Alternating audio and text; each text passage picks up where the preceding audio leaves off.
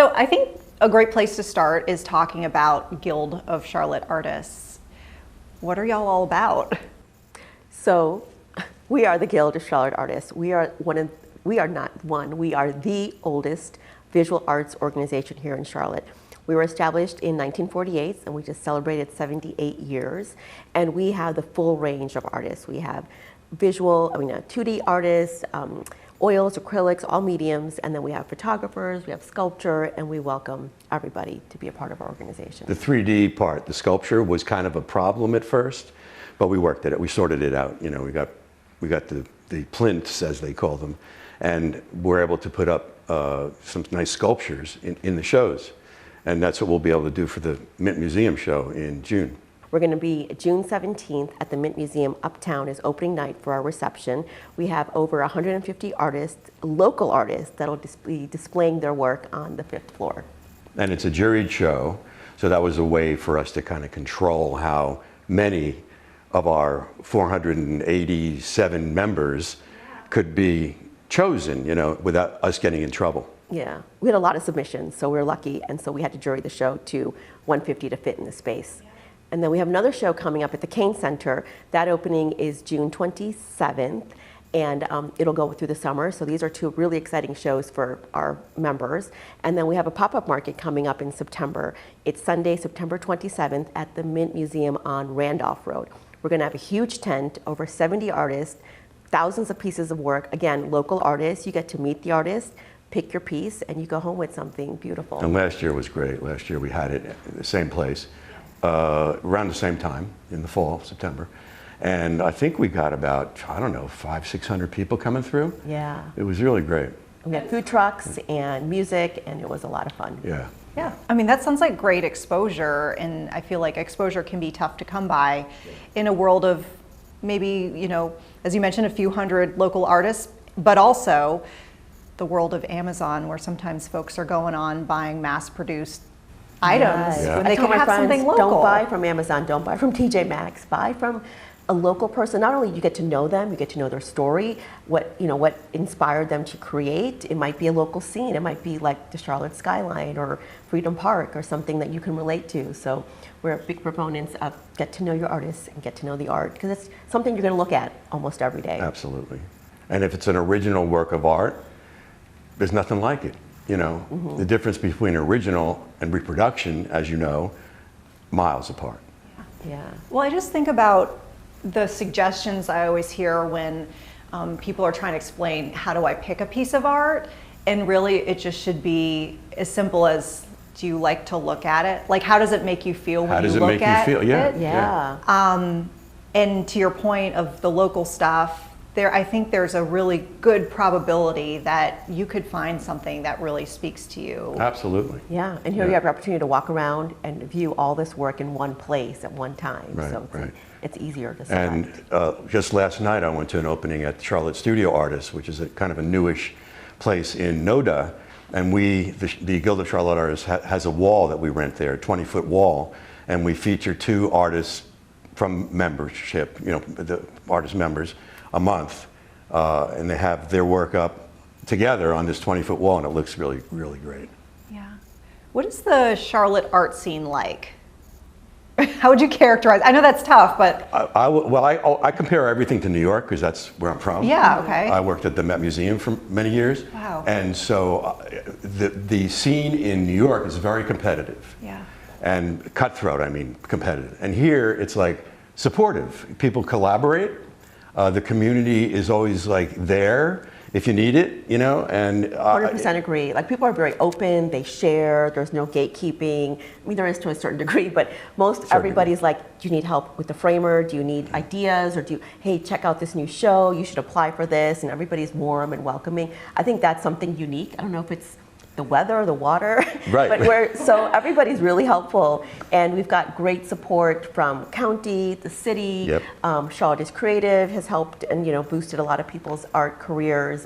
We, the Guild, are at the same point. We've seen a lot of artists take off, and it's kind of nice to be there. I think we all need cheerleaders, supporters, people to help you grow and encourage that. Do you know about Art Pop? Well, yes, in some ways, but I'm going to learn more. Okay. I'm actually set to speak with Wendy Oh, great. in a little Okay. bit. I don't want to steal her thunder. No, and feel free to But- talk about what you know, because Yeah. that will be a separate. Well, I was just going to mention Yeah. that there are 5 or more members of the guild Yeah. who are now art pop artists. Yeah. And we're very For this proud year, for of this that. particular Yeah, class, for this yeah. cohort. And we're very proud of that. And there are also artists who I know from VAPA, which is where my studio is, who are also art pop artists. And so it's a network that just never ends giving, you know? Yeah, like you said, collaboration is big, Yeah. connection is big, and everybody kind of crisscrosses. Like all the groups that he's mentioned, I'm part of Namaste Artists. There are so many studios and galleries, Morning Star, that people that give opportunities for artists to showcase and share their work here. Yeah. I know this might be tough to put in a box, and we don't even have to put it in a box if it can't fit. But is there a certain style of art or a certain theme that you see a lot in Charlotte? I'm thinking in the sense of, you know, we're a wonderful city and we're also a city that's close to the beach. You might get beach scenes a lot. We're close to the mountains. I see a lot of mountain stuff. Do you see anything that's kind of like a, you know, I have a common lot to theme? say about that. Okay, I want to hear it. A lot of people compare Charlotte with Charleston. And Charleston has a very active gallery scene and an active art scene. And a lot of what I see there is what you're talking about, the beach scenes and the seagulls flying and that sort of stuff. Here, there's a much more, there's a vibrant kind of community for abstract art. And I know Shafali does some abstract art. I do mostly all abstract, mixed media work. And at VAPA, I see a lot of abstract artists working in different mediums.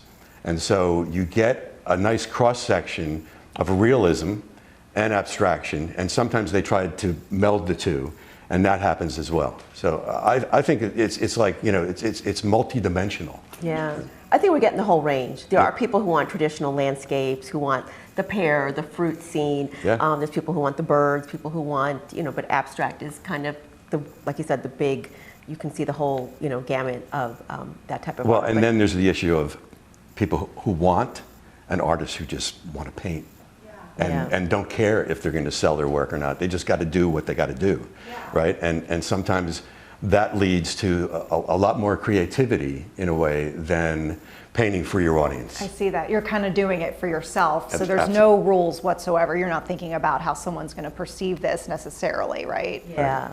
Yeah. And I think that's what the great part of Charlotte is, that you see a lot of murals going in. You've been uptown, and there's some fantastic pieces.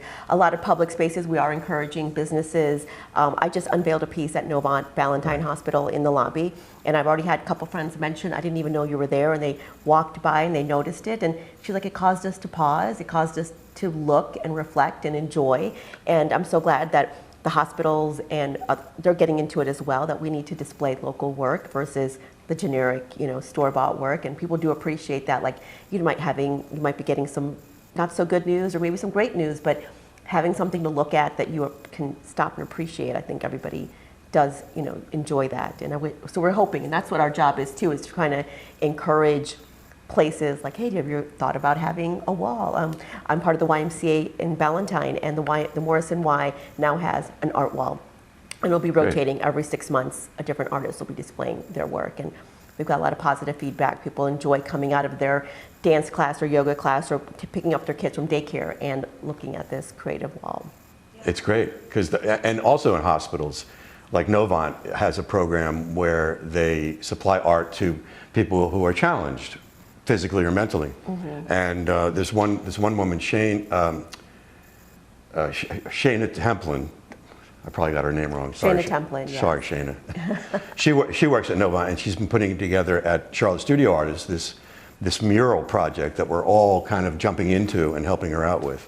Yeah, they've hired her as an art therapist, because we're realizing now that art is part of healing. Before it was always, you know, medication, but now enjoying music or looking at great art or being in an environment that's positive can also impact. It's a huge part of our life. And they did that whole Novant, the art remarkable care. Right. And so we've all contributed to that as well.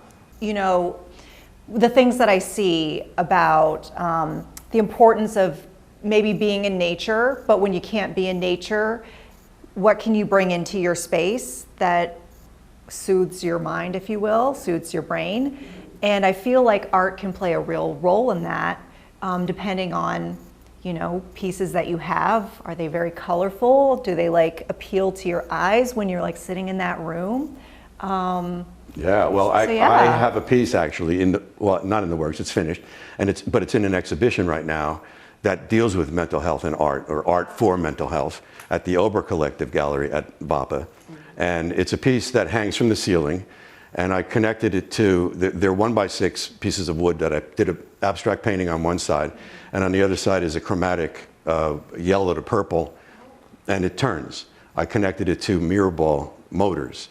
And it turns, and so you can sit there and kind of just space out on it and meditate and be calm and look at all the colors. Yeah. You mentioned the murals. I'm actually going to do a separate segment on the murals because I'm very intrigued about those here in Charlotte. It just really seems like we have a really great mural scene compared to other cities where I've lived. Yeah. And amazing artists. Yeah. I mean, what can you tell me about that? And Well, Luminous Lane is probably the core of the mural situation in the center of Uptown, and those paintings are just amazing when you go, even when you're driving by and you see this one, you know, off of College. Yeah. And then there's a park on Brevard called Tao, the Taoh mural park, and it's a bunch of self-standing pieces of, you know, large wood that artists have just gone on to paint more and more with and create. why is art so crucial? Like, why is it so important for us to have it in society? Go ahead, So you go first. We are creative beings. That's who we really are. At the end of the day, when someone, you know, we go through life and we enjoy what we're doing, and what do we really need? We need food, water, shelter, and us humans need love. But we need connection, and color and creativity is what we are essenced, right? No one remembers you and says, oh, you passed, but you know what? She had 3 cars in her garage, or she had this amazing diamond ring. They're going to remember you. She sang, she created, she arted, she, you know, this is her painting, this is what they left behind. And so I said, that's why I think we as humans from the beginning of time have created something. And whether, you know, food, music, dance, art, it's really who we are. And I think we kind of categorize it in our school systems. It's like there's PE, then there's art class, and there's music, and we kind of cut those because we need math. I mean, we need math, we need English, we need social studies, but we also need to create. And the process of creating, that in itself, when I'm in my zone, I'm just in a different world, you know, and that feeling, it's a sort of high. I don't know how to explain it, but I'm sure, and I know a lot of artists experience that when I'm just there, and I love that feeling. And for me, my biggest thing, I love creating, but I love the community around it. And so a few years ago, a friend of mine asked, like, Shefali, what's your medium? Are you do, you know, watercolors, oils, acrylics? And I said, mainly abstract acrylics. But I said, my real medium is people. I love the people. When I go to opening night receptions, when I go to gallery openings, when we're together, we were at a coffee and there was like, 25 artists, and we were just talking about projects that we're working on, what we're doing, what's new, where did this go? That is euphoria for me. That I appreciate. I mean, my kids can go to football games and baseball games and talk sports and stats and who got traded and who came. And I'm like, okay, that's good. But when I drive and I see a mural, I'm like, oh, I know her, I know him, right? And we get like, we feel so wonderful that it wasn't just a vinyl sticker. It was somebody that spent time and energy putting that together. Yeah, you know, you get to know what goes into these paintings and mixed media pieces and sculptures and et cetera, et cetera. But the thing that I love about Shefali and her take on this is connection. And if you can make connections with people, that's like what life is about. You know, what can you do if you sit home and watch TV all day? Nothing. You're not being active. You're not being vital. You're not showing up. And I think creativity is a way for people to bond that way and communicate on a level that maybe other folks can't understand as well. Yeah. But want to get into that, you know, and it just carries on.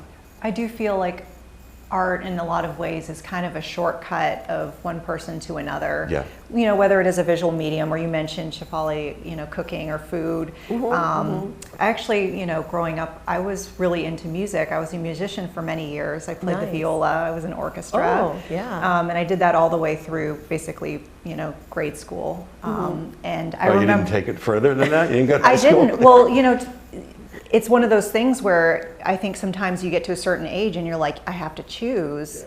And I think that's maybe the unfortunate thing about maybe why some artists don't continue on with what they want to do, like what their true passions are, what they're really into, because they might be told like, well, this isn't. You can't make money. I agree. Right. Right. And I know that's a whole other story, but Yeah, it is part. important Even the high story. school kids, they have to choose like, well, no, you got to do debate or you got to do a sports because you want your college application to be well-rounded, and sometimes the music and the arts get to this. I have a lot of parents come up to me like, Shefali, how do I, you know, put my daughter's art experience on their college application? You know, sports is there and all these other clubs, but sometimes individual art is not, so we need to help that whole platform. And we're trying to start with, you know, recognizing high school kids, college kids as part of the guild. Right. To give And the them- schools, go ahead. Yeah, and to give them opportunities to showcase their work, right? Because everybody wants to know. We've got a couple younger members who come to our meetings and they love it. They're like, this is so cool. I get to learn and see, and you know, this could be a career, and why not make it something? Because it's funny, like we appreciate it, but we don't want to, quote, pay for it, right? We want to be like, well, that's just something on the wall, but how come the person at the bank gets paid for counting your money as an accountant, but we don't pay for the beauty that someone provides to us? Yeah, that's a tough subject because Yeah. people just don't think that art it equals work. And it, you know, how long did that take you is a question that comes to me all the time. Yeah. And I hate that question. First of all, I say, don't ask me that question. But then I say, if you really want to know, I've been painting since I was 17. And it's been a lifetime to get to this point, and that's how long it's taken me. Yeah, I feel that, like in the sense of when I'm thinking back to my time in orchestra, like how good I was towards the end of like high school. Right. But where I started, and it takes a lot of effort to get to that proficiency level that, you know, I don't know if anyone ever really thinks about it unless they're doing it, Well, right? I mentioned I worked at the Met, and I was in Yeah. the concerts and lectures department, and I would watch these musicians rehearse, and they would play the same piece over and Yes. over and over, right? Yeah. You know what it's like. And my son is a musician, so he used to do that with the piano and every other instrument he played. But it's a lot of dedication. Yeah. It's a lot of practice, and it's a lot of hours of rehearsal and getting it right. Yeah. But I remember too, just like literally being brought to tears sometimes by some pieces of music. But that's just how impactful art can be, I It think. can be, Yeah. But the good thing about visual art is we don't really have to read music. We don't have to read anything. We have to know and study you have to know the things. elements and the principles and all that good stuff, and the rule of thirds, as you mentioned earlier. Yeah. And all of those things that go into making a work successful, right? Yeah. And so when people approach it, I always use the analogy of wanting to get off the elevator at a museum. If the elevator door is open for 6 seconds and you want to get off to look at something, that's a successful piece, Yeah. Yeah. right? I see that. Captures your Absolutely. attention like Capture- right away. Yes. Yeah. Yeah. So I'm curious too, do you all offer any sort of outlet for folks who might be interested in art and maybe they just kind of don't know where to start or what they like or even how like to do certain techniques? Yeah, or- well, getting involved with the community like we were talking Yeah. about. And we have established, we have made it possible to connect with the community of the Guild of Charlotte Artists. And that's what it's all about. I was talking to a woman this morning at the coffee, and I don't know how to start. I didn't know what to do. I used to be an artist, and then I went into corporate, and now I'm like getting near retirement, and I want to do all this work. And where do I start? And I had to give her like a pep talk, and she really appreciated it. Yeah, and I think we also offer opportunities for our artists to kind of advertise with our newsletter. If they offer classes, basic, introduction to oils or introduction to watercolors. So there's ways for people to kind of understand the process and, kind of dabble in things, and not just like taking a wine and sip class, but a more in-depth like understanding color and the different types of mediums. And the only thing that we're missing, the Guild, is a space. We do not have a brick and mortar, and never have really. So our collaboration with the Mint Museum is very important because we have a deal, we have a sort of a contract with them, and they give us space to have our meetings, our big membership meetings in. And in fact, we're having one this coming Wednesday where we're voting the new board of directors, some of the new members, and the new president, who's taking my place, into position. And so very excited about that. And it's just, for a volunteer organization where none of us make any money, except maybe if we sell a painting or two now and then, whether it's through the guild or not, it's unbelievable. We're rocking and rolling. The energy that we create, the board, we work so well together and do these things, and what do we get? Yeah. Satisfaction of knowing it's working. Joy. Yeah. I do. It's 500 members. We meet from September to May. Traditionally all our meetings are at the Mint Museum on Randolph Road, but we're doing a bonus change up for this year. Our last meeting for this season is going to be at the Mint Museum Uptown. Next Wednesday, May 25th. Wednesday, yes. We'll be there at 6 o'clock. And it's going to be fantastic. In May is traditionally our member presentation, so we have three different members. Four members presentations this that are time. presenting their personal work. And one of them, if I may, Daniel Rodriguez, is such an amazing artist. He can paint, he draws and he uses chalk and charcoal, but he just renders better than I could ever do, better than I've ever seen anybody do. And I just always look forward to seeing what he's coming up with next. I feel like lately I've been really into the concept of community, just because I feel like, when I'm doing the thing here, yes. You're feeling disconnected, and I'm seeing so many people too talking about like just not being able to connect with their community or like live in the moment. And I feel like this is a great place for folks who have this, art tendencies or whatever it is, to find their people.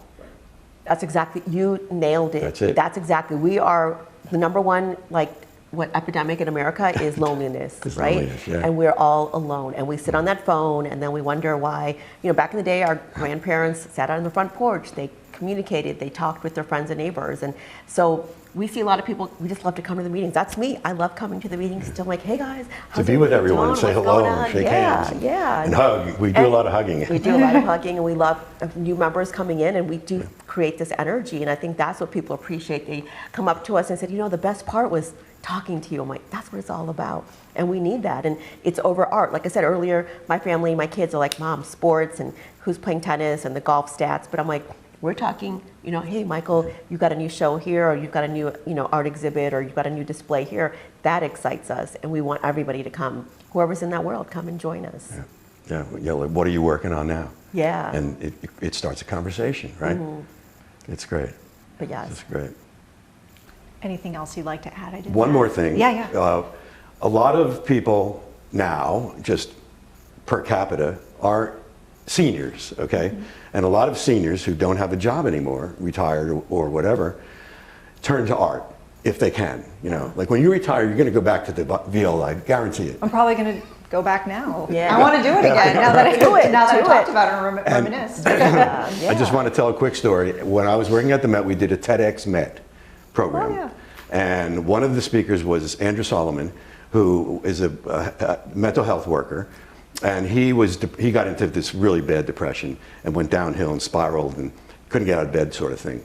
And the way he came out of it was he had a realization one day that the opposite of depression is not happiness, it's vitality.